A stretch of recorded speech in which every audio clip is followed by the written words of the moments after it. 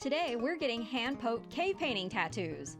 Last year, while we were visiting France with some friends, we found this new tattoo shop in Les Eyzies, and we all got tattoos to commemorate our visits to the local caves. Well, we're back today to get some more tattoos and to chat with Danny, the talented artist and owner of Ancestral.Arts.Tattoo. I'll be getting a woolly rhino to go with the woolly mammoth I got last year. They're both drawings from Roofignac Cave. And to add to my woolly rhino from our last visit, I'm getting a woolly mammoth from the Peshmeral Cave, a really cool bison and ibex from Chauvet, and a stone biface, which is an ancient handheld cutting tool.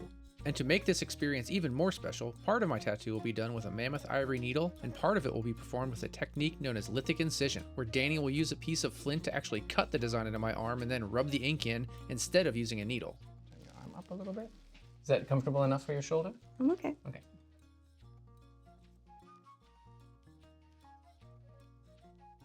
Is it excruciatingly painful? Oh yeah, I'm screaming inside.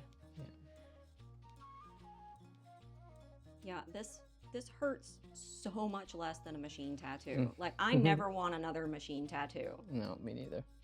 Except I got one a couple weeks ago. Really? It was a very gentle one. Is there an advantage to that method, or is it just whatever the artist is? It's preference, really, but for hand poking, before I switched to only doing hand poking tattoos, when I used to use machines, I was still doing some cave art style tattoos back then, and I found that the result was that they came out looking really clean and smooth and tidy, which was okay. That I could have continued that way, but it didn't quite sit right with me. I wanted them to have texture and a kind of like archaic roughness, and I couldn't get that result with the machines. Well, that's why when because we've been thinking about getting cave painting tattoos for years, that was kind of what stopped me from wanting one, because I didn't even know hand poke tattoos were even a thing. Right. Until we ran into you. Oh, So, like, yeah, because I mean, we're not like tattoo people. Right, right. You are now. Yeah, we are now. You know, and we Getting a tattoo. well, and we each have a machine tattoo. That was my first tattoo, and it hurt. Yeah.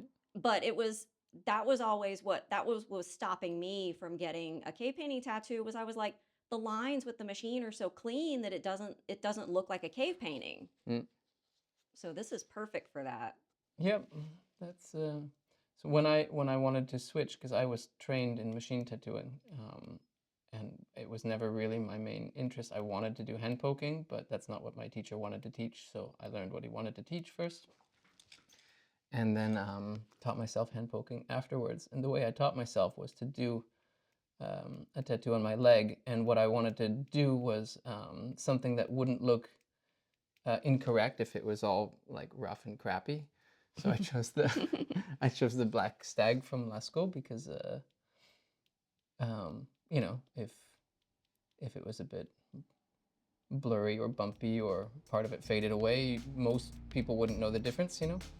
It would still look correct. It's also more peaceful getting a hand poke tattoo than having all the noise of the machine. Yeah. Traditional tattooing, hand poking and hand tapping, if you ever have the opportunity. I find both very meditative processes. The other thing is the main difference in why you find it less exhausting is that with the machine tattoos, you tend to brace and tense up when you feel the machine coming close, because you know each line takes, you know, a few seconds to do.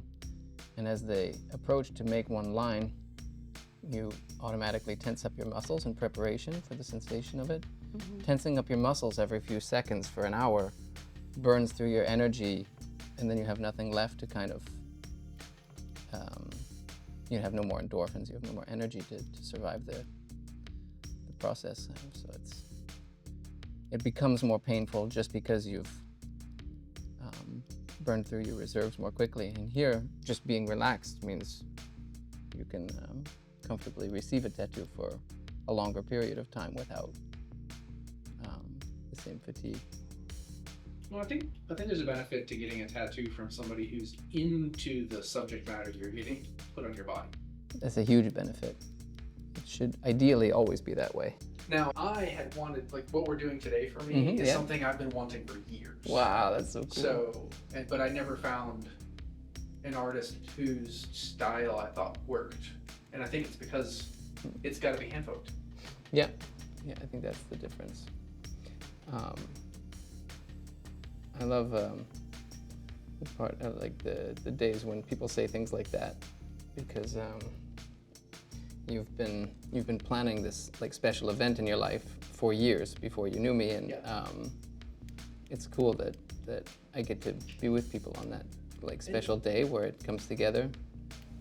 I think when you see the hand poking in action, people imagine that the penetration of the needle is much more than it actually is. They fear the hand poking needle because they can see the needle itself, and they imagine the needle in the same way that like a blood test needle goes quite disturbingly deep into your body. I don't know, I hate the blood test needles, I find it scary. But when you see what's happening here, between, I don't even think I'm doing the maximum depth that I could be doing. It's even less. What drew you to tattooing? I was always drawing. As a kid, I was always drawing, and art was always really important in our family. My grandmother and her sisters opened an art gallery. Their parents were painters at a high level.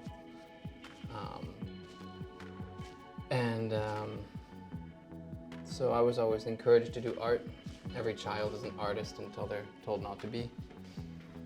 And I was never told not to be. I was collecting tattoos since I was 18, but I was always kind of intimidated by the machines. They seemed loud, messy, and complicated, and I was not inspired to learn tattooing because the machines seemed too complicated. I didn't feel like I wanted to learn that process. But once I found a teacher that was a person I was excited to learn from, and he insisted on it, it made it a lot easier. Your tattoo is finished. Thank you. Woohoo! Does it look cool? Do I look like a badass now? Yeah. Oh, that's little- cool. Yeah. My little extinct animal parade. I'm excited for what you choose next. So it says in your book, ask me about mammoth ivory tattoos. What would you like to know? I don't know what you mean by that, so. I have a few left. Mammoth ivory tattoo needles. Happy to use one for your. So you use it as a needle? Okay. I was buying. So when they find whole mammoth tusks and skeletons, they try to restore the original form of the tusk with epoxy and things. But a lot of the times they have fragments and fissures and cracks that can't be repaired, and the offset debris, the little chunks and pieces. I was buying them as sort of just bulk pieces and then sculpting some into tattoo needles. It makes a pretty lousy tattoo needle because ivory is very soft and it dulls very quickly, but I can include some little ceremonial pokes just so that some of the tattoo was done with one of those needles. I'll do that alongside the incision stuff, because this seems like a good excuse to do it. I wouldn't do it if somebody just wanted like a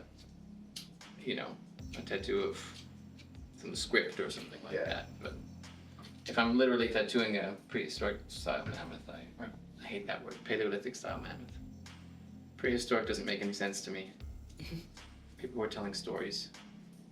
It's just not the stories we tell now. It's a word that is a little bit one-sided. All right, I'm gonna start with this.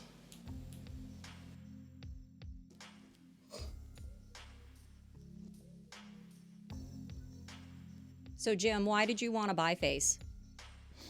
Well, so biface, as far as I know, it's one of the earliest purpose-built tools that we created and then continued to create over thousands of years.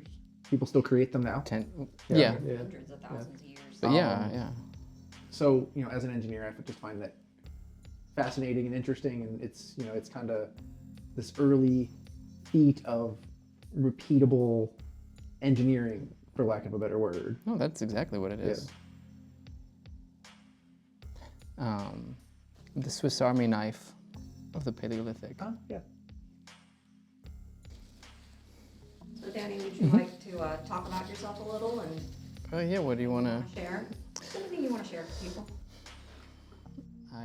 I've been tattooing about 10 years now, and in the past, well, you know, about half that time I've been just hand poking and really focused on ancient imagery. And the reason I find the ancient imagery so fascinating is, like,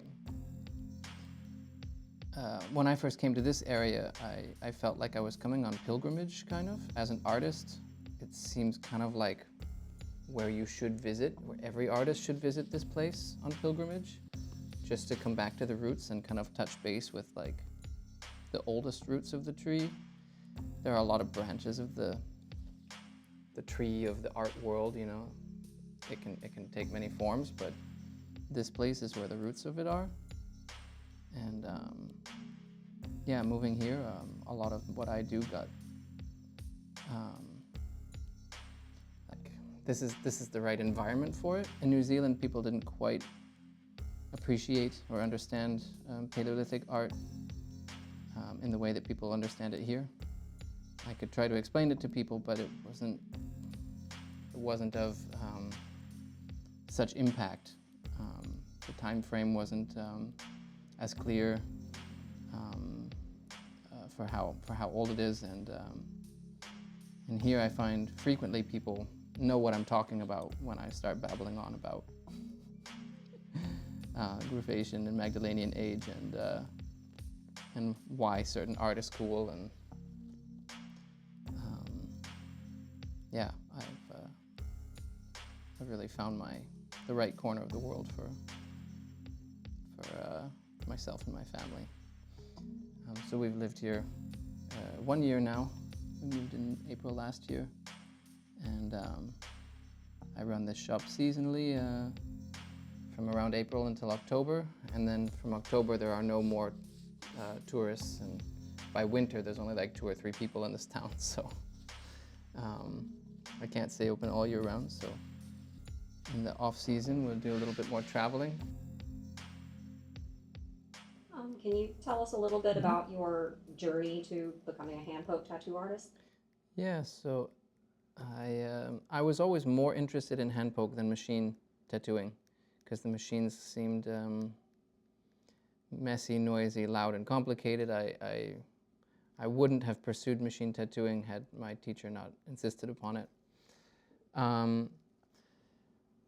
I switched to hand poking out of my own curiosity when I was already confident that I practiced on myself in the beginning to get a feel for it. So I have practiced tattoos on my legs, but once I was confident that I would still be able to have enough work, I offered hand poke tattooing and machine tattooing for a little while before completely abandoning all machines and only doing hand poking. I found that with the machines it was almost like putting a middleman between what I was trying to create and what I was creating. It's not saying that it's not a good tool. I think there's a lot of people who are doing great things with machines. I've just completely lost my interest in it. That's the cool thing about this work, is that everybody has a different way of doing it. That's what makes it so diverse.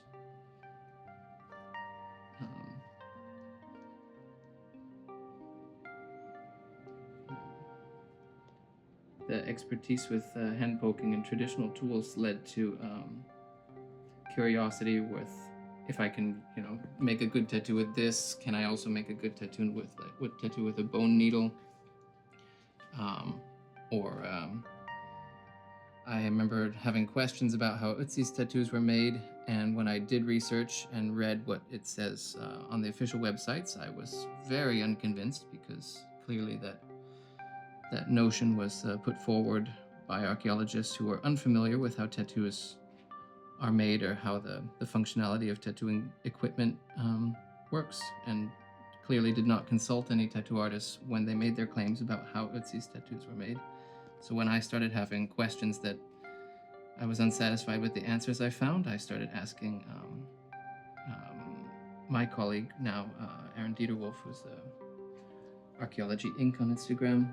And so he's one of the leading minds in the field of tattoo archaeology. So he and I work together to answer questions through experimental archaeology, ethnographic data, and other methods to help find answers for why we see certain patterns in ancient tattooing. We also analyze the tattoos we see on mummified human remains to identify what tools were likely used in the creation of those tattoos. And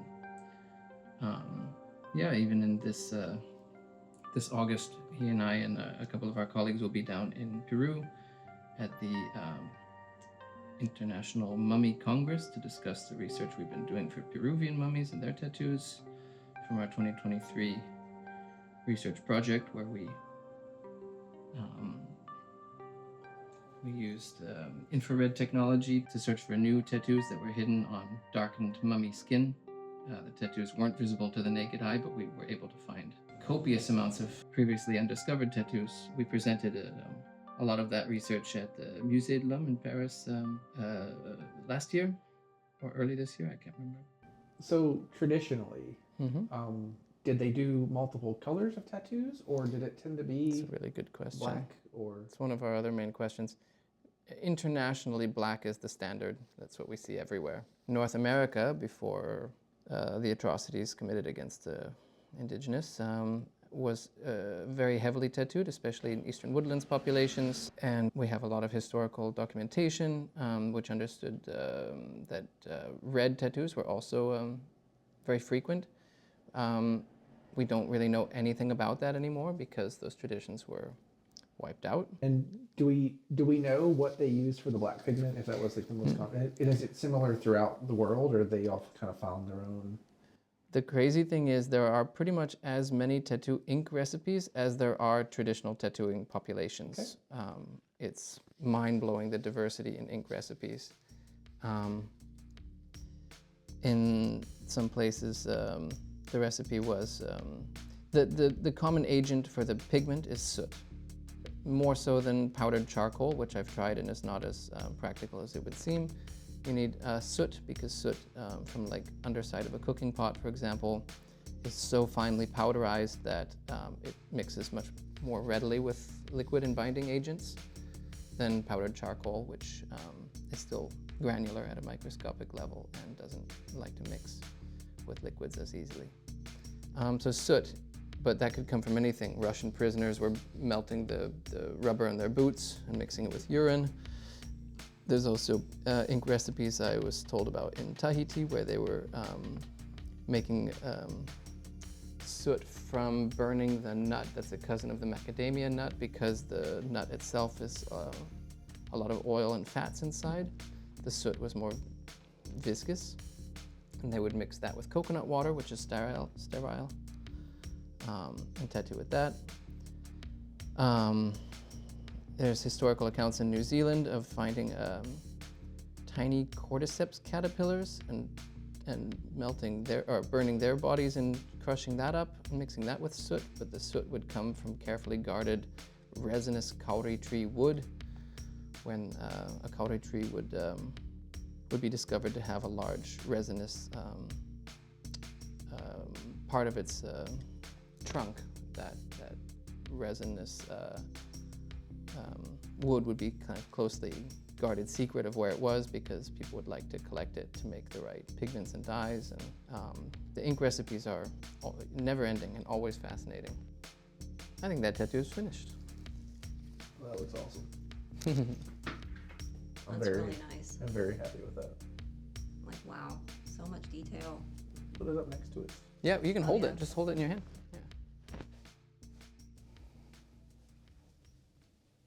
How does it feel on this part of your arm versus the biface? About the same. This is usually about as easy as tattoos get. This is a pretty good spot. Yeah, the only place that was really a little painful was, I guess, over like where all the ligaments are in my wrist. That thin skin, I guess. It's pretty hardy skin, but your body puts extra pain receptors there to remind you not to hurt it. Yeah. I've had a lot of people ask if it's possible for me to accidentally tattoo, like, or poke their veins. Physically, because the surface area of these needles is, it's made up of different points. As soon as you try to do something it can't do, the structural integrity is compromised and it just bends out of shape. So how long have you been tattooing total? I think about 10 years. Yep, because my kid is 9 now and my wife was pregnant with her when I was getting started.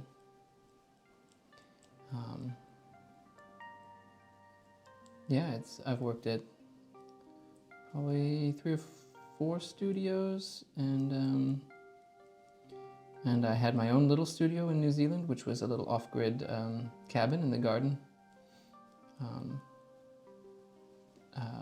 which I built myself during COVID. It was a very sweet place to work, but when we left New Zealand, I sold that space and it went to a family perched on a hillside in the countryside, and that was cool to see it change hands and get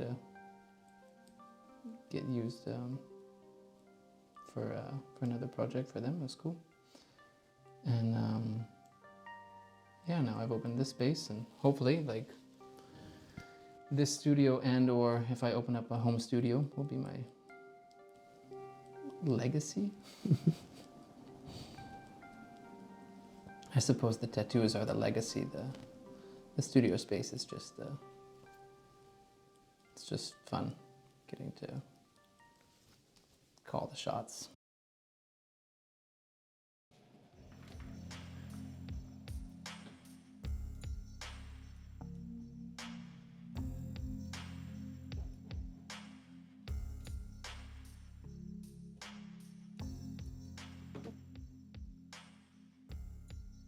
So what's the symbology for what you have on your throat? What's the meaning for that for you?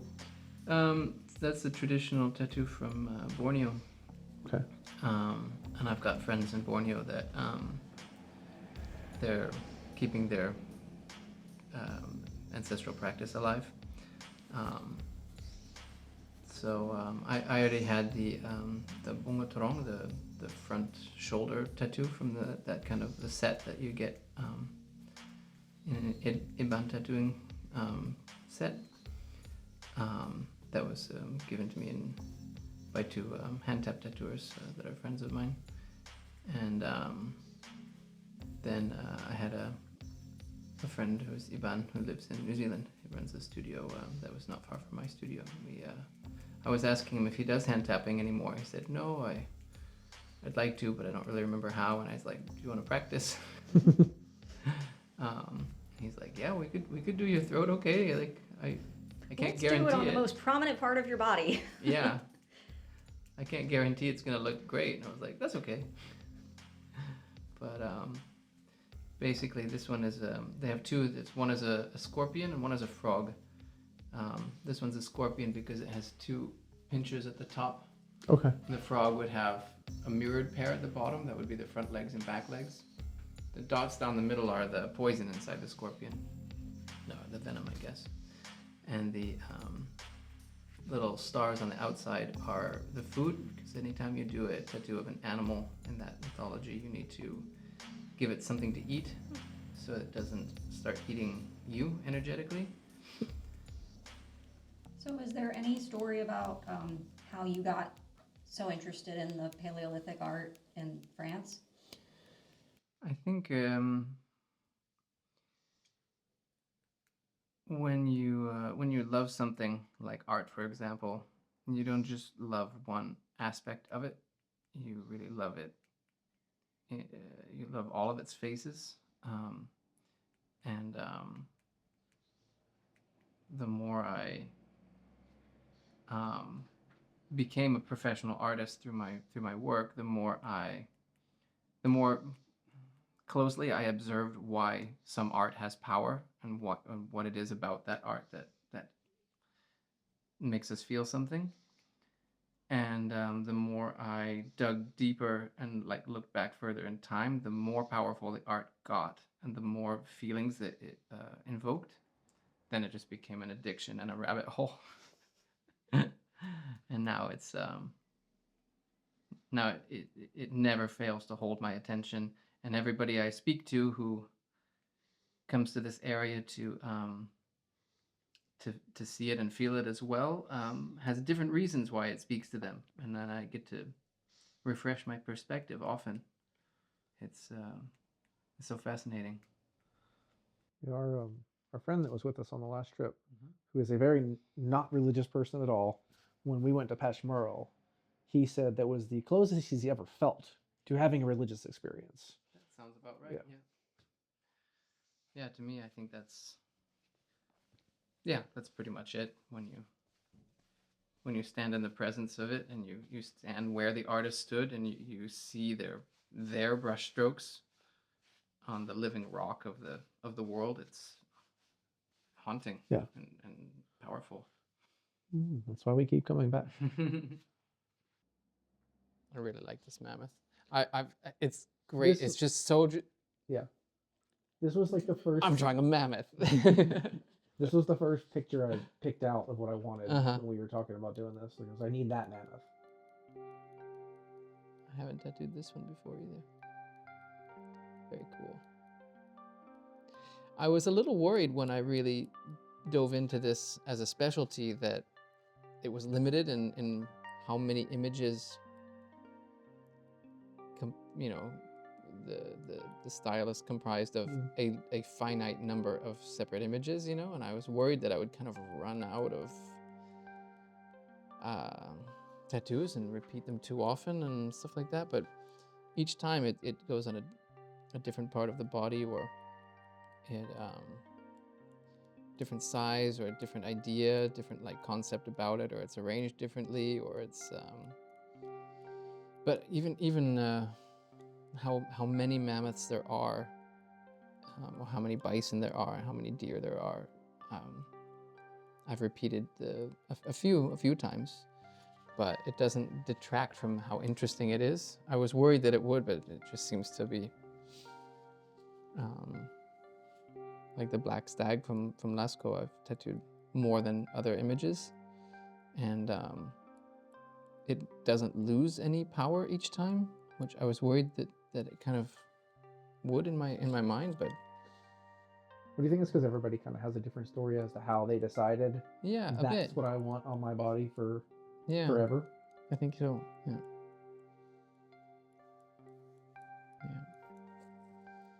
I'm a happy artist because I'm creating tattoos, and it's sort of, I get, it's a little bit different in that tattoos always have a sort of a commercial aspect, and my happiness is from the happiness of the person who it goes to. Right. It's like each one is sort of like a little gift I'm making, and that's fun because gift giving is easy to be happy about. But yeah, like if I'm drawing something, there's always a reason why this drawing that I've made just for fun is no good at all.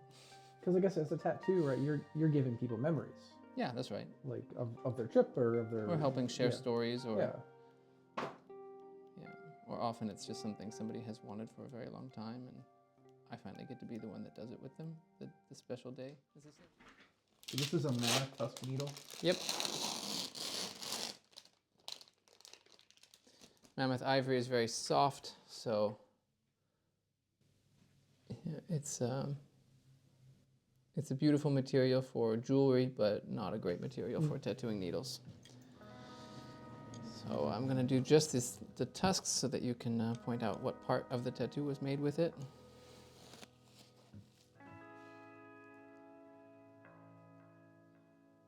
Does it feel a bit different? A lot more pressure because it's not as sharp, right? Exactly. I feel the power of the mammoth. You might also catch some kind of mammoth zombie disease. Perfect.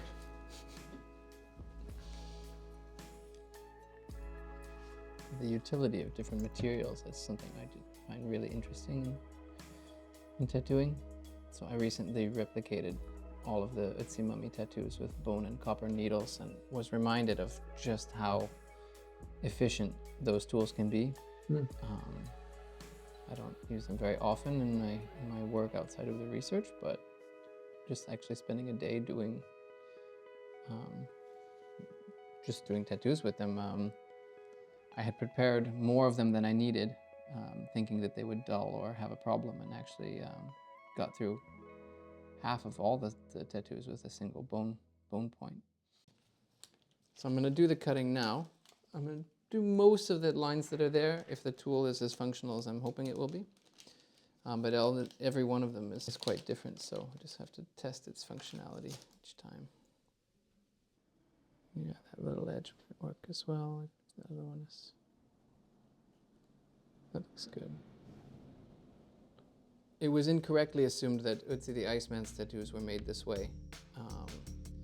But what we have discovered is that in Peru, for example, quite a lot of the tattoos that we observed on mummified human remains were made with incision. We're not entirely sure if that's made by with an obsidian blade or a metal blade. So I hope to be able to test the difference with those two and observe the results under a microscope to see if they leave different marks. We see some micro-incision tattoos being done North Africa and the Sahara. Some in the Middle East as well. A lot of those traditions are dying out. We don't know. I don't personally know a lot about which tool makes those. It seems that incision tattoos pop up in a spattering of places around the world, but usually they arise when there's access to good quality material, and they don't arise otherwise. He doesn't always wear the headdress when he tattoos. He's just doing this for us. Oh, any excuse to wear the headdress. This is a special occasion headdress. I feel this was a special occasion. Like I said, this is the tattoo I've been wanting for years. And yeah.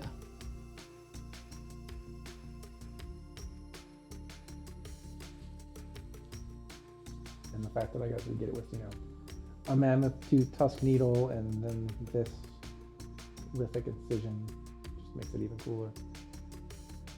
It was already going to be pretty cool anyway. Yeah. Like, so right now you're just making the incisions and then you'll add the pigment? Yep, that's right. What I might do is add the pigment to these first ones before I continue, because I don't want the skin to start closing up before I'm ready for it.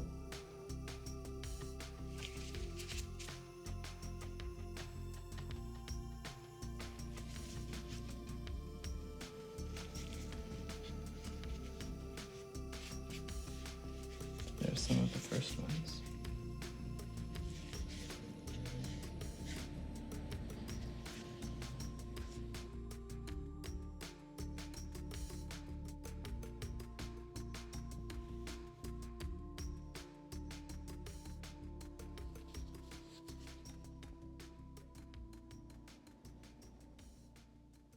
It's an interesting process because each lithic tool is completely different than any of the other ones. I feel like I'm like meeting the tool for the first time each separate tattoo I do. So do you find these tools, or how do you get these? Oh, I'm just making these ones. You make those, okay. So, and are they flint? This one is. Okay. Where does this one come from? That would have been one of the ones that is made from French flint. Okay. Yeah. By the color and by the, so if I remember, I haven't used that many different stones.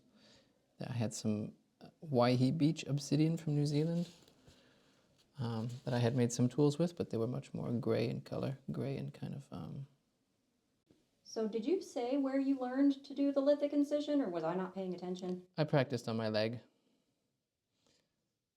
The first one I did was a replica of the Bolombos cave carved ochre fragment, one of the oldest pieces of quote-unquote art, I mean, like symbolic imagery. I thought it'd be a good one to test the concept with. Mostly I was just curious and nobody else had the information for me, so I had to take matters into my own hands and find out the hard way. So over the years, have you come across other people that do this? So there's a few other tattooers who now do it, who are friends of mine that I've tattooed, other people who do kind of historically focused imagery. I tattooed 2 of them in 2023 with this technique, and then a year later I heard from both of them that they would be interested to start doing it, and kind of asked permission, but it's not something I own or protect or copyright. Just told them to go for it, so now they do it too. And it's cool. The more people who are going to be doing it, the more information we're going to get, the better we'll kind of get. Does it hurt? When we put this pigment, the pigment doesn't hurt. A couple of incisions did hurt, yes. Did it hurt when you rubbed the ink in? No. No? Some of it may be as well that the blades, they like to pull in a straight line, and I might be making extremely small differences between perfectly straight and slightly off that I can't see, but maybe you can feel. Yeah. But I mean, it's It's not it's excruciating. not excruciating. I would do this again if it worked for something that I wanted to have done. Yeah, that's a fair review. How often do you do one of these? I would say I do probably 1 or 2 a month on average, but then at like a tattoo convention, I might do like 5 in a day. I think that's it for the cutting, though. I'm gonna mix in some dot work where the belly has shading and things like that. It does look so cool.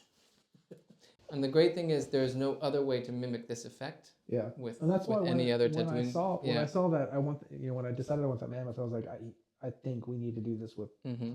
It's the perfect It's. Oh yeah, totally is. There's almost no better tattoo design for that for that technique. I love that mammoth.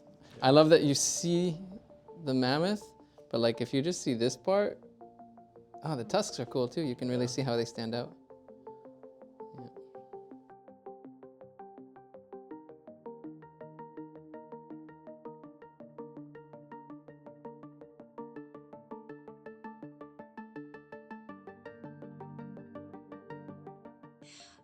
So tell people how they can get in contact with you. Oh yeah. So best way is probably email, but the fastest way is Instagram. The email for serious questions about tattoos is Ancestral.Arts.Tattoo at gmail.com. The Instagram is totemic_tattoo. Well, thanks for everything, Danny. It's This been a was pleasure. awesome, and we'll be back for more tattoos. Wonderful. So, thank Sure, you. I'll see you next time.